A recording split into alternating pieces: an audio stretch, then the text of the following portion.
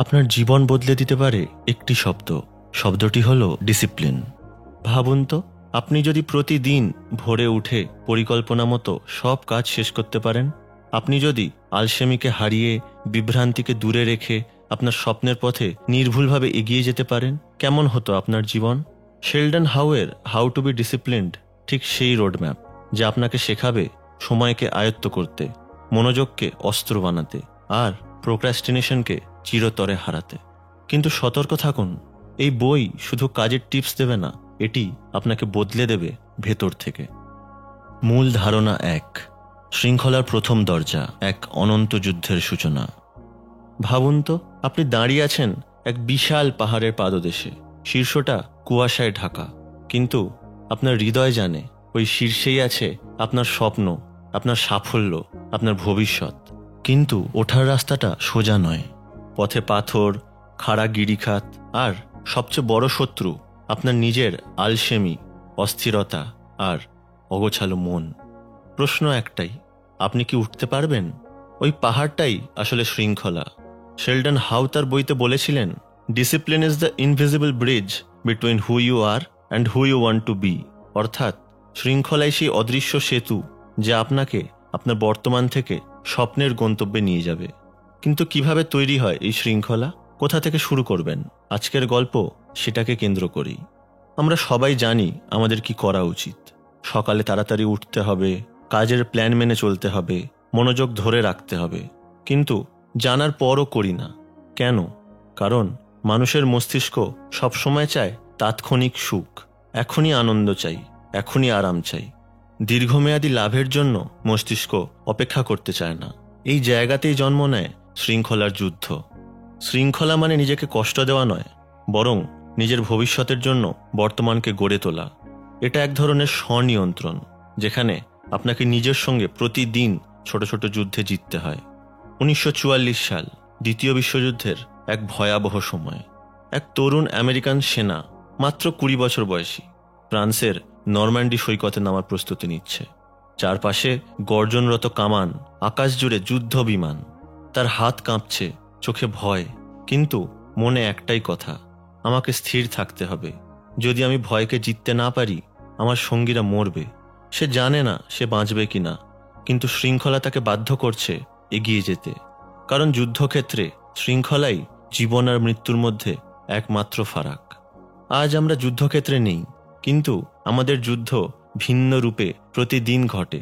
সকালবেলা অ্যালার্ম বাজলেও না ওঠা, ডেডলাইন থাকা সত্ত্বেও কাজ ফেলে রাখা, অথবা মোবাইল স্ক্রোল করতে করতে সময় নষ্ট করা, এগুলো যুদ্ধ, নিজের ইচ্ছার সঙ্গে যুদ্ধ। শৃঙ্খলার প্রথম ধাপ হলো উদ্দেশ্য স্পষ্ট করা।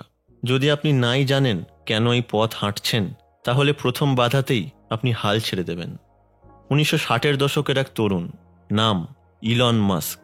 সবাই তাকে বলতো পাগল বিজ্ঞানী, কারণ সে সবসময় একটাই কথা বলতো, একদিন আমি মানুষকে মঙ্গল গ্রহে পাঠাবো। অদ্ভুত শোনালেও তার এই স্পষ্ট লক্ষ্যই তাকে টেনে নিয়ে গিয়েছিল স্পেস এক্স তৈরি করা পর্যন্ত। যদি মাস্কের লক্ষ্য অস্পষ্ট হতো, সে হয়তো প্রথমবার ব্যর্থ হওয়ার পরেই থেমে যেত। কিন্তু লক্ষ্য স্পষ্ট ছিল, তাই শৃঙ্খলা তাকে টেনে রেখেছিল। আমরা আলসেমি করি কারণ মস্তিষ্ক ডোপামিন চায়। এখনই যদি ফোন খুলে ভিডিও দেখি, মস্তিষ্ক পুরস্কার পায়।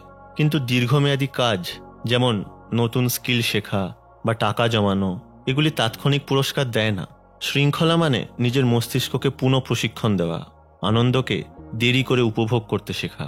আপনার জীবনের সবচেয়ে বড় প্রশ্ন, কেন আমি এটা করব? কেন আমি ভোরে উঠব? কেন আমি ফোন বন্ধ রেখে পড়ব? কেন আমি সঞ্চয় করব? যখন উত্তর স্পষ্ট হয়, শৃঙ্খলা সহজ হয়।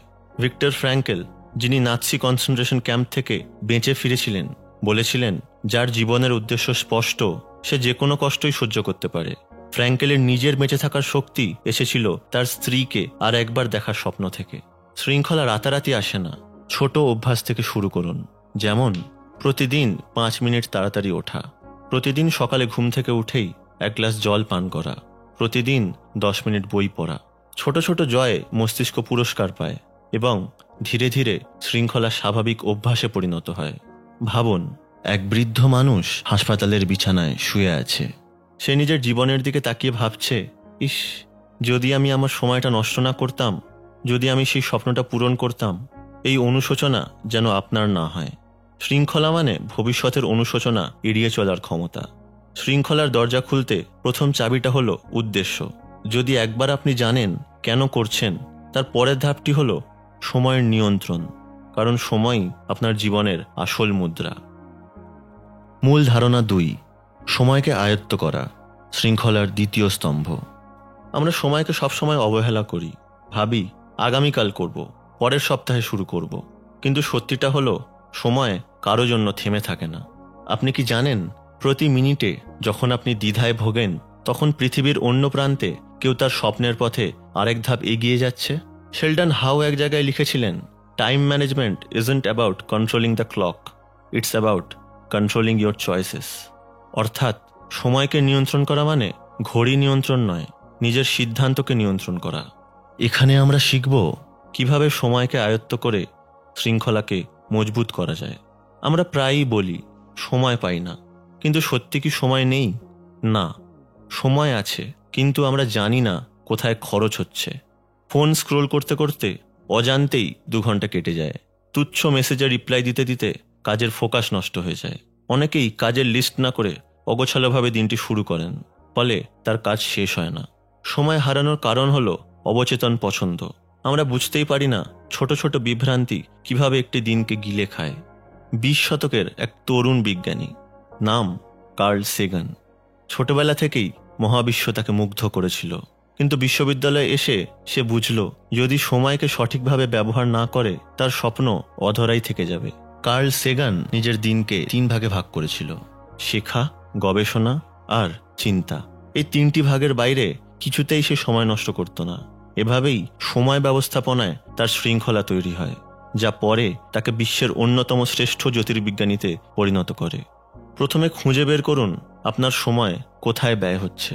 1 সপ্তাহ ধরে প্রতিদিন লিখুন কোথায় কতটা সময় দিলেন।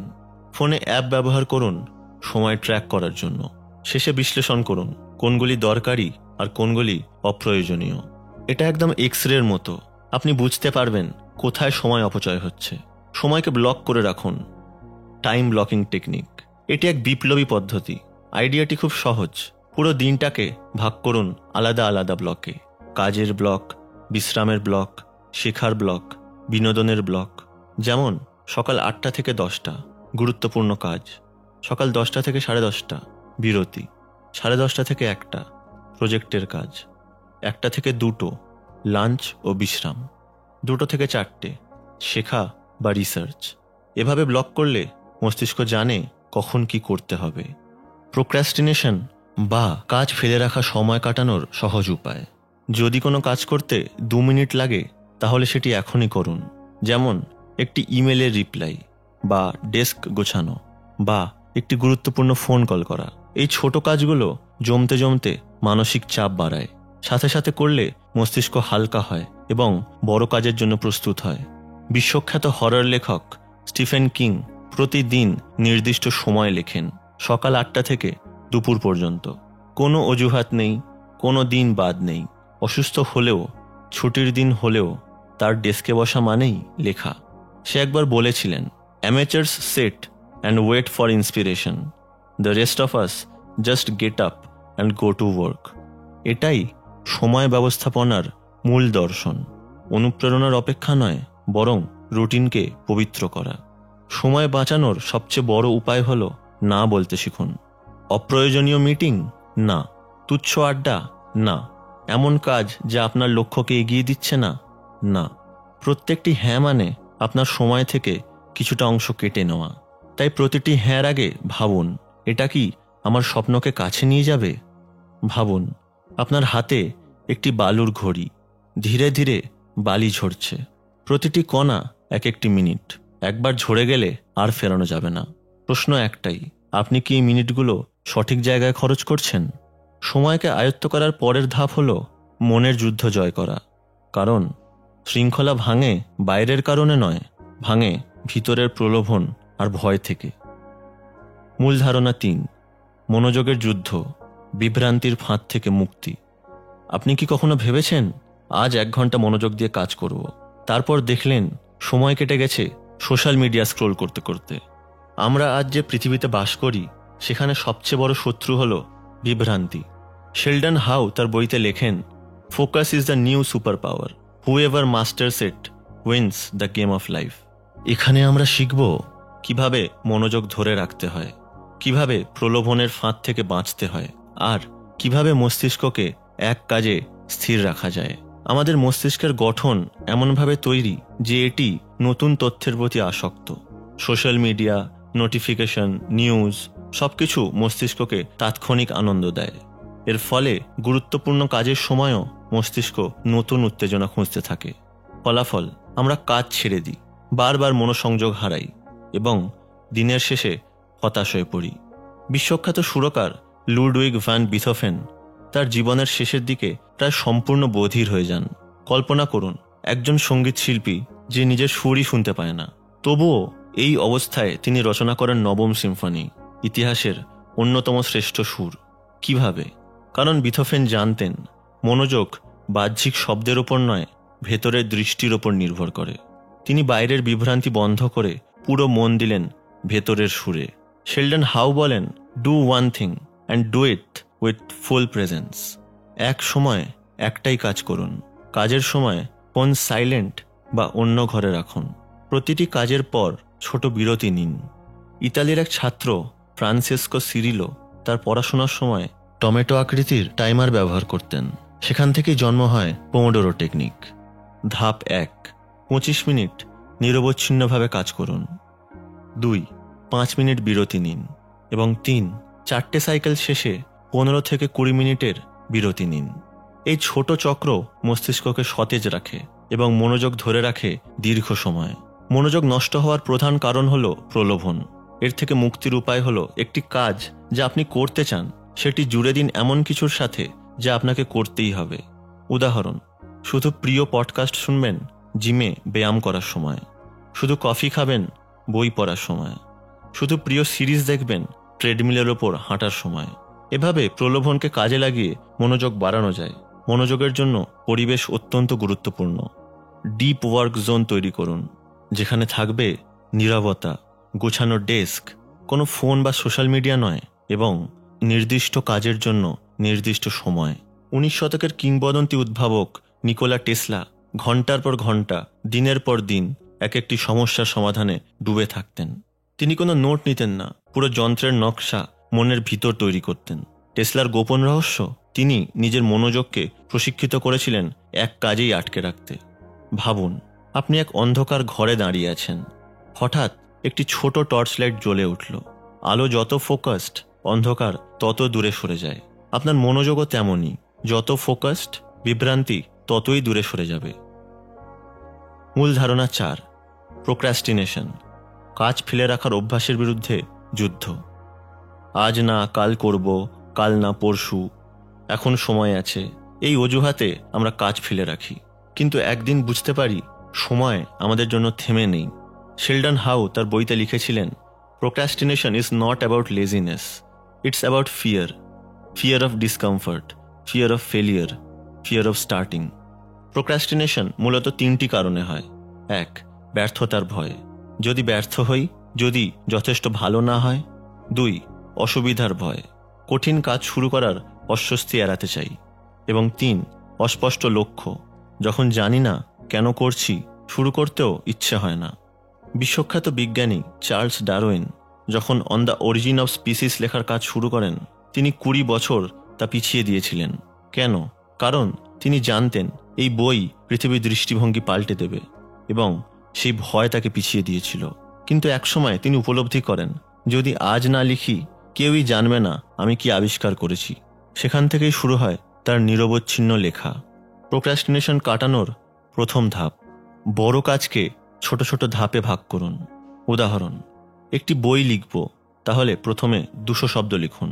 পুরো ঘর গোছাবো, তাহলে প্রথমে শুধু একটি ডেস্ক পরিষ্কার করুন। মস্তিষ্ক ছোট কাজ শুরু করতে ভয় পায় না, আর একবার শুরু করলে গতি তৈরি হয়।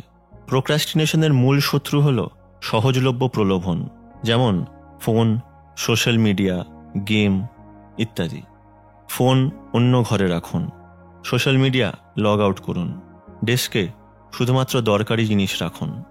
প্রলোভন যত কঠিন হবে, ফোকাস তত সহজ হবে। থমাস এডিসন একসময় ক্লান্ত হলে হাতে ইস্পাত বল নিয়ে চেয়ারে বসতেন। যখন ঘুম পেয়ে বল পড়ে যেত, বলের শব্দে তার ঘুম ভেঙে যেত, আর সঙ্গে সঙ্গে নতুন আইডিয়া তিনি লিখে ফেলতেন।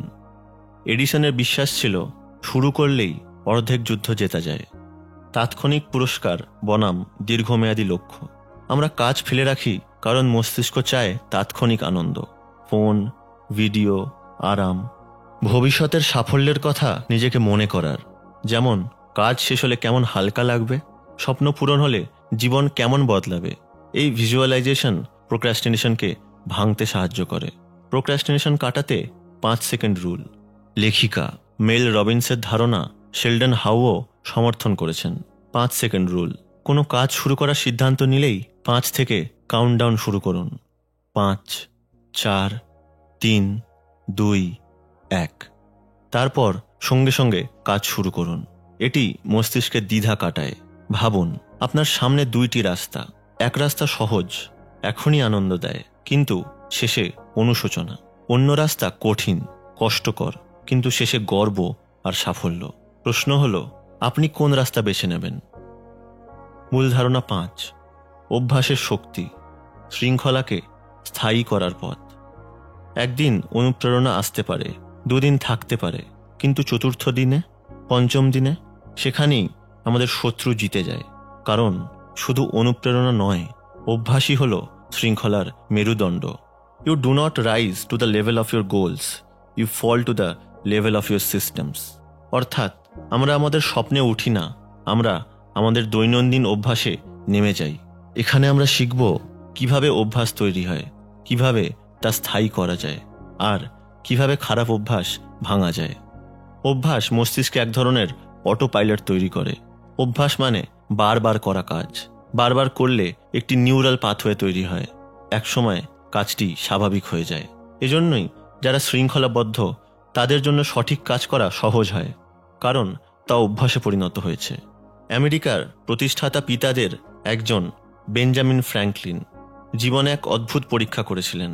তিনি 13টি গুণ ঠিক করেছিলেন, যেমন সংযম, শৃঙ্খলা, ধৈর্য। প্রতি সপ্তাহে তিনি এক একটি গুণ চর্চা করতেন। 1 বছরে মোট 13টি অভ্যাস ঘুরিয়ে ঘুরিয়ে তৈরি করেছিলেন, যা তাকে সেই যুগের শ্রেষ্ঠ মেধাবীদের একজন বানিয়েছিল। শেলডন হাউ বলেন, make it so small you can't say no. যেমন প্রতিদিন একটি পুশ আপ দিয়ে শুরু করুন, প্রতিদিন মাত্র 2 মিনিট বই পড়ুন, প্রতিদিন শুধু জুতার ফিতা বাঁধার জন্য দৌড়তে বের হন। ছোট কাজ শুরু করলে মানসিক বাধা কমে যায়, একবার শুরু করলে তা বড় হয়েই যায়। অভ্যাস তৈরি করুন 3টি ধাপে। সংকেত বা কিউ, যেমন সকালে অ্যালার্ম বাজা, কাজ বা রুটিন, উঠে জল খাওয়া, এবং পুরস্কার বা রিওয়ার্ড। একইভাবে খারাপ অভ্যাসও চলে, যেমন ফোনের নোটিফিকেশন দেখে তাৎক্ষণিক আনন্দ। শেলডন হাউ বলেন, you can't just remove a bad habit, replace it. উদাহরণ, ফোন স্ক্রোল বন্ধ করতে চাইলে ফোনের জায়গায় বই রাখুন।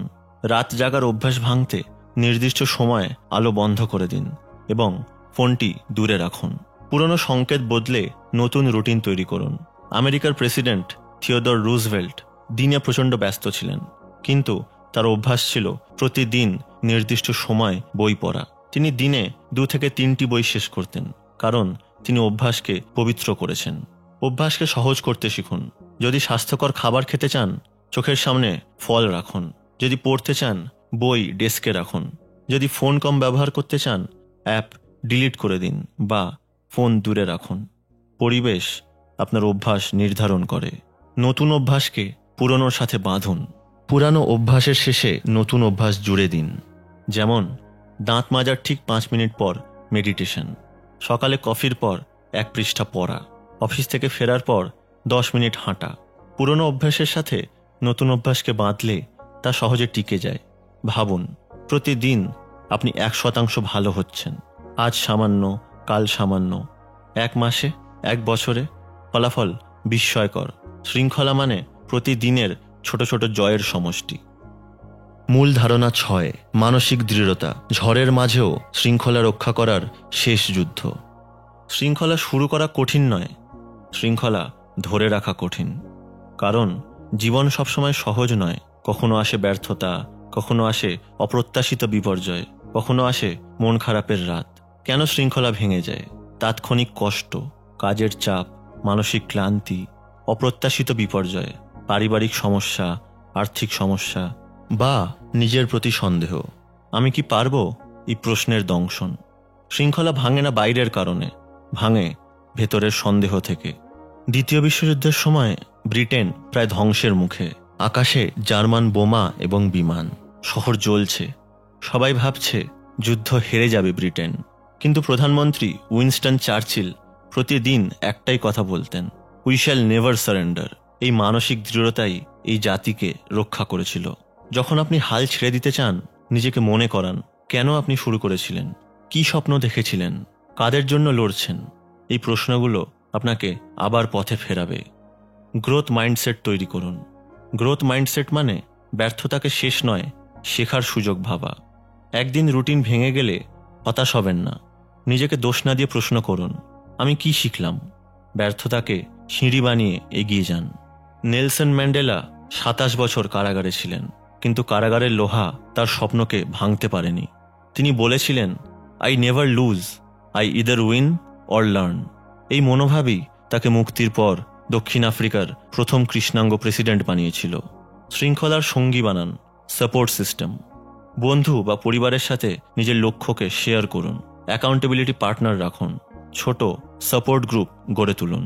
শৃঙ্খলা একা চর্চা করা যায়, কিন্তু ধরে রাখতে হয় একসাথে।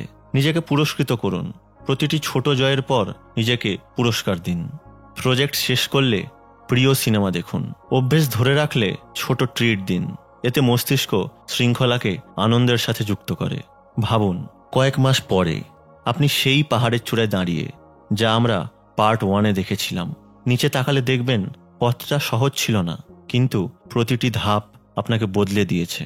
শৃঙ্খলা কোনো একদিনের যুদ্ধ নয়, এটি প্রতিদিনের ছোট ছোট জয়। আজ একটি ছোট সিদ্ধান্ত নিন, কাল আরেকটি। কয়েক মাস পরে পিছনে তাকালে দেখবেন আপনি শুধু অভ্যাস বদলাননি, আপনি নিজের জীবনটাই বদলে ফেলেছেন। শৃঙ্খলা কোনো গন্তব্য নয়, এটি এক অবিরাম যাত্রা। তাহলে আজই শুরু করুন। অডিও বুকটি ভালো লাগলে লাইক করুন। এমন আরও অনুপ্রেরণামূলক কন্টেন্টের জন্য সাবস্ক্রাইব করুন। ধন্যবাদ।